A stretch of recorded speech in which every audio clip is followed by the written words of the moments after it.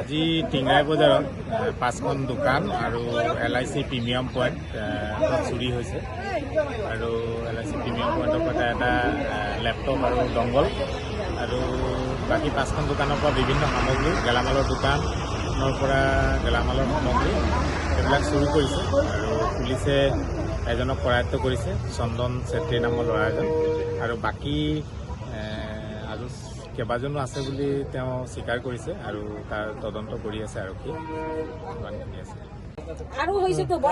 তোৰ নামটো কি? তই ক'ত ঘৰ ক'ত? ইয়াত কেইখন দোকান চুৰ কৰিছিলি? মই চাউল লৈছিলো, চাউল তেল এইকেইটাই লৈছিলো। টিঙা বজাত তই কি ইয়াত টিঙা বজাত থকা কিমান দিন হ'ল? টিঙা বজাত থকা এতিয়া হৈছে মানে ইয়াতে আংকেলটো মৰা তেতিয়া টাইমত আহিছিল। আৰু লগত কোন কোন আছিলে? মই আছিলো আৰু ভাইটিকেইটা আছিলে আৰু তিনিটা ল'ৰা বেলেগে আছিলে। টোটেল কেইটা আছিলে? সিহঁতি তিনিটা বেলেগে আছিলে। সেই ল'ৰাকেইটা চিনি পাওঁ ন? চেহেৰাটো দেখিলে চিনি পাই যাম। চেহেৰা চিনি পাই যাবি ন? তই আৰু ইয়াৰ আগত ক'ত ক'ত চুৰ কৰিছ?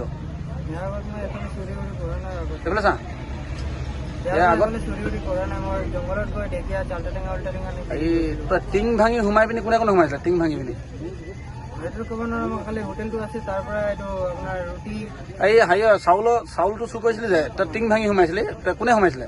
চাউল মানে সিহঁতি মোক দৰ্জা খুলি ওলাই দিছিলে চাউল। ওপৰৰ পৰা টিং ভঙা আছে।